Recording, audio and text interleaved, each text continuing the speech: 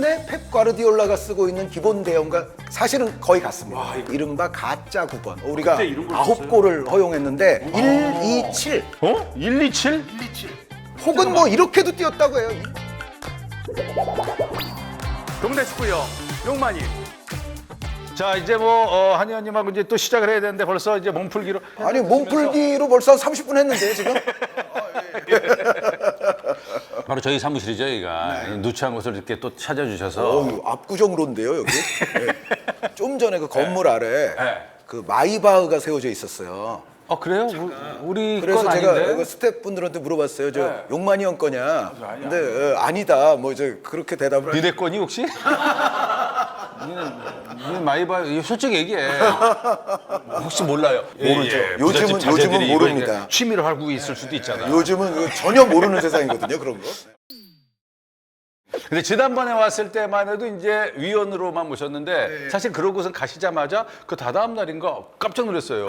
축구협회 부회장님 되셔가지고 제가 이제 축하도 드리고 했습니다만은 어찌됐건 오늘은 그래서 뭐 그때 사실은 좀 더 깊은 얘기를 하고 이런저런 얘기할까 하다가 못했던 것도 네. 있고 축구협회 부회장이시기도 하니까 그 입장으로 또 뭐 우리가 또 궁금한 것들 눈높이는 낮아요 우리는 다행인 거는 다른 채널들과는 달리 낮지만 좀 집요하다는 거 그런 거 그게 더 나빠. 그래 더 나빠. 우리가 그냥 쉽게 얘기할게요. 이 판때기도 논이어도 이제 포메이션을 좀 이렇게 여기 용만이네 여기 이 마을에 아주 좋은 판때기가 있더라고요. 야 이거 다 못 보던 건데 여기 돈 주고 샀다. 얼마 하니 이거? 그러면 포메이션이라는 건 과연 어떤 의미인가? 여기부터 한번 시작을 해보죠. 그러면. 포메이션에 대해서 어떤 정말 위대한 감독분들이 네. 별로 중요하지 않은 것처럼 말씀하셨던 분들이 계세요. 네. 그러니까 우리 특히 이제 우리나라 최고의 또 명장이었던 히딩크 감독. 네. 포메이션은 그냥 단순한 숫자 노름이고 그게 꼭 중요한 게 아니야라는 식으로 말씀하신 적이 있고 아하. 또 요즘 뭐 세계 최고의 명장이라고 하는 과르디올라 감독도 네, 펩 과르디올라. 포메이션은 전화번호의 숫자와도 유사한 것이다. 역시 그러니까 그게 그렇게까지 뭐 중요한 게 아닌 것처럼 말씀하신 경우들이 있어서 그렇죠. 적어도 저의 견해로는 네. 잘못된 얘기입니다. 그러니까 저는 히딩크 감독이나 과르디올라 감독의 말이 틀렸다는 게 아니에요. 그게 네. 무슨 얘기냐면 네, 이거 재밌는 거 같아. 이 두 분은 네. 포메이션의 기본 원리와 왜 꼭 필요한 것인지를 다 마스터하고 나서 그리고 나서 하시는 말씀이에요. 그 윗단계네. 예. 두세 단계 위에. 그러니까 포메이션 자체가 무가치하다고 아예 그렇게 얘기했다고 저는 생각하지 않고요. 네. 일각에서 그걸 잘못 이해하고서 포메이션이 아예 안 중요하다고 생각한다면 그거는 상당한 오판이다. 그러니까 예를 들어 가장 뭐 쉽게 얘기해서 우리 팀이 4백을 쓰느냐 아니면 3백을 쓰느냐에 따라서 그렇죠. 투입될 선수들의 성향과 장단점이 달라집니다.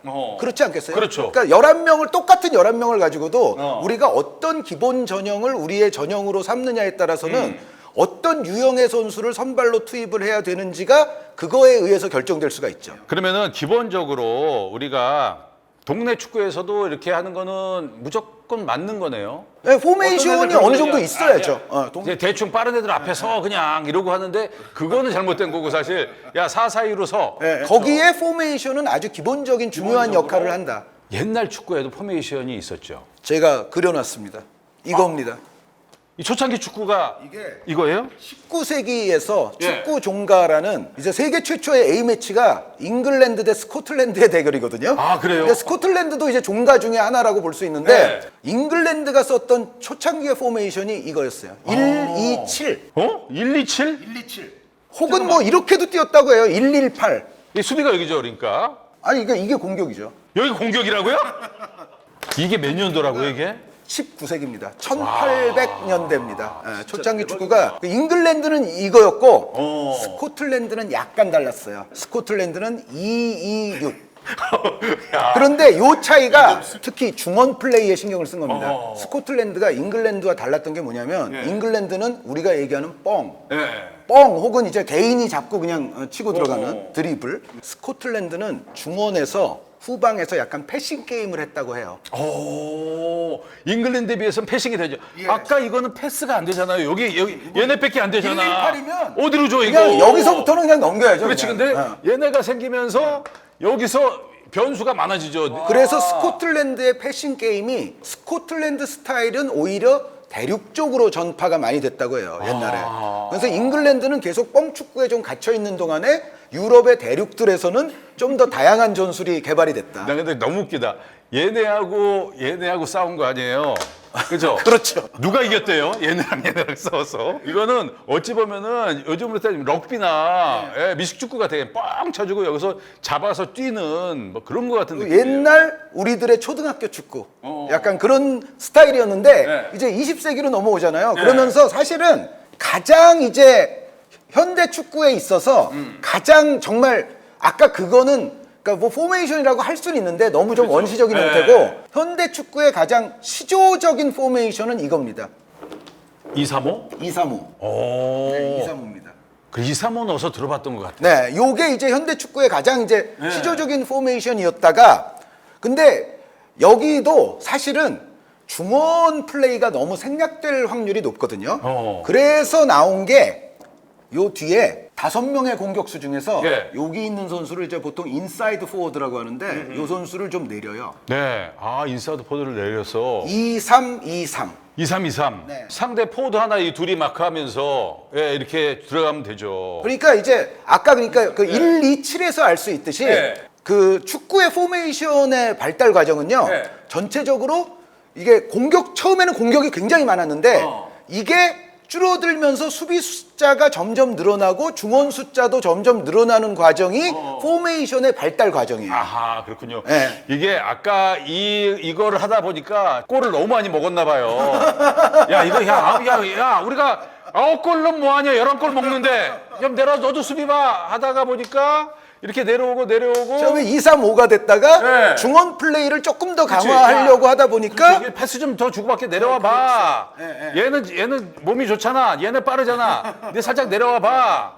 이렇게 됐나 보다. 이 이게. 2-3-2-3으로 1930년대를 제패했던 팀이 이탈리아예요. 아, 그래요? 이게 이제 실제로 이탈리아가 썼던 포메이션입니다. 이게 그러니까 한 획을 그었군요, 그래도. 그나마. 그런데 여기서부터는 정말 흥미롭고 중요한 게 나옵니다. 뭐냐면 여기서 너무 재밌다. 정말 몇십 년간 한 시대를 풍미한 포메이션이 등장해요. 3-2-2-3으로 바뀝니다. 3-2-3. 3-2-2-3. 그러니까 이제 앞쪽은 뭐 같은데 2-3과 3-2의 차이가 어디서 발생하냐면 축구의 룰이 바뀌어요. 요때. 이게 굉장히 중요한 건데요. 옵사이드 룰이 바뀝니다. 옵사이드 룰은 굉장히 옛날부터 있어서 원래 있었습니다. 이 시대에도. 이때도 있었는데. 이 시대에도 있었는데 한번 그 옵사이드 룰이 이때 어땠느냐를 제가 말씀을 드리면 뒷동료의 몸에서 볼이 떠날 때 그거를 받는 우리 편의 이제 앞쪽에 있는 선수의 앞에 상대 선수가 3명이 있어야 된다가 초창기의 옵사이드 룰입니다. 아, 3명까지. 자, 그 3명에는 여기 구독 골키퍼가 있잖아요. 네. 여기는 이제 좋아요 골키퍼가 네, 있는데 그렇죠. 구독 골키퍼 포함입니다. 구독 골키퍼와 이 2명의 수비수가 앞에 있어야 돼요. 만약에 이제 예를 들어 수비가 약간 이렇게 엇갈려 있어서 요런 정도로 서 있는데 여기 있는 공격수가 옵사이드네. 볼을 받아요. 네. 옵사이드입니다. 왜냐하면 3명이 앞에 있어야 되는데 이렇게 되면은 2명밖에 앞에 안 있는 거잖아요. 아, 옛날엔 그럼 심했네요. 그러니까 그렇죠. 공격을 많이 못 하게끔. 그런데 예. 1925년에 이 룰이 변경됩니다. 1925년에 2명만 앞에 있으면 된다로 바뀝니다. 그러니까 지금 말씀드렸던 이 상황이 예. 그 당시에만 해도 파격적으로 이게 공격을 위한 공격적인 축구를 할 수 있게끔 해준 거네요. 그렇죠. 그러니까 옵사이드 룰은 계속 공격 측에 유리하게 개정이 되어 왔거든요. 근데 이때 앞에 3명이 있어야만 한다 해서 2명만 있어야만 한다로 변한 거는 엄청 큰 차이입니다. 그러네요. 자, 그러면 이제 수비 입장에서 한번 생각을 해보죠. 야, 이거 수비 1명 늘려야 돼. 그 아이디어가 여기서 출발하는 겁니다.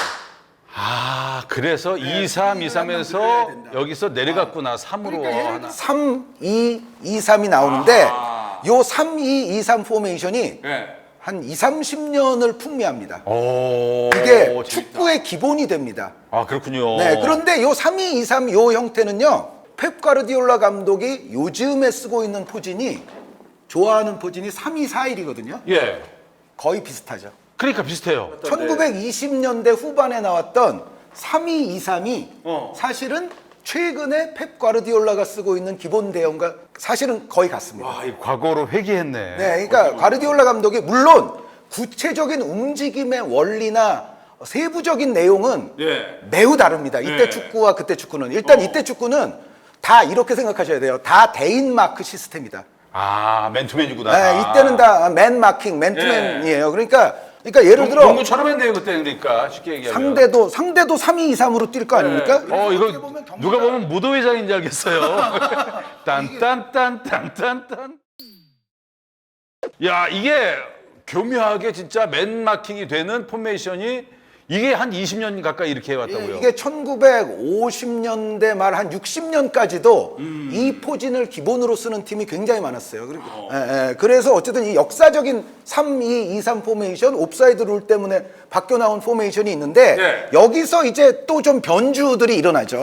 여기서 어떤 팀은 3-2-2-3이 아니라 3-2-3-1을 구사합니다. 3-2-3-2. 이게 무슨 차이냐면은 원래는 요 선수가 여기 있던 선수거든요. 그렇죠. 이렇게 되면 2-3이잖아요. 네. 근데 요 선수가 내려와요. 그런데 요 선수의 현대적인 우리가 이름 붙이는 역할을 뭐라고 얘기할 수 있냐면 리오넬 메시 선수가 21세기에 보여줬던 이른바 가짜 9번. 가짜 공격수의 그러네, 모태가 이 포진에서 나옵니다. 그러네요, 진짜. 그러니까 스트라이커를 안 두고. 조금의 그렇죠. 차이인데 이 선수가 상대 중앙 수비수들의 움직임에 혼란을 주기 위해서 내려온 포진이 3-2-3-2 같은 것도 있었어요. 요거를 잘 썼던 팀은 헝가리입니다. 헝가리. 헝가리 그때 강했잖아요. 최강의 팀이었죠. 그렇죠. 우리가 월드컵 나가서 그때 처참히 졌던 게 헝가리 팀일 거예요. 그렇습니다. 그렇죠? 1954년 월드컵에서 그렇죠. 우리가 그때 이런 걸 9골을 허용했는데 이 당시 헝가리가 다른 팀들과 달랐던 것이 네. 그러니까 다른 팀들에 비해서 선수들 간의 유기적인 위치 변경을 굉장히 잘 가져갔어요. 그러니까 옛날 축구가 아까 이제 제가 말씀드렸듯이 요즘과는 이제 원리상으로 굉장히 다른 부분이 많은데 네. 이 포진은 요즘 포진과도 비슷한 게 많지만 일단 모든 이 수비들은 다 대인 마크가 기본이었고요. 기본적으로는 지역을 마크하지 대인을 마크하지는 않습니다. 그런데 이때는 기본적으로 다 이제 대인 마크였다고 말씀을 드리겠고요. 그리고 이때의 축구는요. 모든 축구가 자신의 포지션 그리고 그 포지션에서의 역할이 가장 기본입니다. 그러니까 예를 들어 김용만 선수에게 이 역할을 맡겼어요. 야, 여기 동네 축구에서 여기 너 맡으라고 그랬잖아. 여기 있는데 왜 근데 자꾸 얘가 귀엽더라. 얘가 막 근데 여기 와서 막 플레이하려고 그래요. 그러면은 주변 사람들이 욕하죠. 그렇죠. 야, 야, 너 저기 가 있어. 너 날개잖아, 임마. 너 네 뒤에서 여기 측면에서 수비하라고 그렇지. 그랬잖아. 네. 네가 왜 여기까지 와서 난리야. 괜히 욕 먹고 그러죠. 그렇죠. 옛날 축구가 딱 그겁니다. 옛날 이 당시 축구는 아까 말씀드렸던 대로 수비는 다 대인 마크가 기본이고요. 선수들의 움직임의 기본 원리는 자신의 포지션과 역할을 기준으로 이루어져요. 나의 임무는 오늘 이거다. 그렇죠. 이걸로 그냥 안고 너는 들어가네요. 저 자리에서 저거를 주로 해야 돼. 그렇지. 그러면 거의 뭐 딴 거를 물론 좀 할 수는 있지만 거의 9대1의 비중으로 자기 역할과 자기 자리를 지켜야 돼요. 그러네요. 이제 요런 흐름이 이제 언제 바뀌냐면 원리 자체가 한번 크게 뒤집어지는 게 이른바 토탈 사커가 등장하면서 요 원리 자체가 크게 뒤집어지는 순간이 옵니다. 그런데 그 토탈 사커를 말씀드리기 이전에 그 이전에 또 있어요? 한 번 더 이제 요 전체적인 원리에 약간 변주를 준 게 카테나치오라는 게 있습니다. 토탈 사커보다는 카테나치오가 그렇죠. 역사적으로 조금 더 앞입니다. 그게 저 이태리에서 만들어진 거 아닙니까? 네, 카테나치오? 원래는 이제 오스트리아 사람이 스위스 리그에서 시도했던 건데 그거를 이탈리아가 또 직수입을 해가지고 자신들의 어떤 또 전술 컨셉으로 만들었죠. 그게 이제 카테나치오 이른바 빗장 수비. 빗장을 채운다라는 뜻인데 그게 뭐냐면 50년대 브라질에서는 막 펠레가 나타나고 그렇죠. 아까 말씀드렸던 대로 헝가리는 막 40년대 말부터 막 푸스카스를 비롯해서 엄청 잘하는 선수들이 막 나타나는데 심지어 헝가리 같은 팀은 유기적으로 막 선수들 간에 그때 축구에서는 보기 힘들었던 위치 변경까지 막 이른바 스위칭까지 해가면서 공격을 하고 브라질은 막 자갈루가 막 측면에서 안쪽으로 들어오고 그러니까 이때 이탈리아에서는 생각을 했죠. 야, 쟤네랑 어떻게 싸우냐? 무서워서 못 싸우겠다. 이럴 때는 어떻게 해야 되느냐? 너네 내려와. 너는 내려오고 그 대신 너는 더 빠져. 막 이런 식이 되는 거예요. 근데 이 선수가 지금까지의 말씀드렸던 축구의 원리를 예. 약간 깨는 원리의 선수입니다. 뭐냐면 이때의 축구는 그 정말 그 20세기 저희가 이제 중반까지의 지금 축구를 이야기하고 있는데 기본 컨셉이 다 상대에 대한 대인 마크를 의무로 지녔어요. 네. 아까도 말씀을 드렸죠. 그런데 무시무시한 공격의 팀들을 상대하기 위해서 만들어진 그 이탈리아의 요 컨셉은 뭐냐면 요 선수 하나만큼은 대인 마크에 대한 의무를 지지 않습니다. 이게 리베로예요?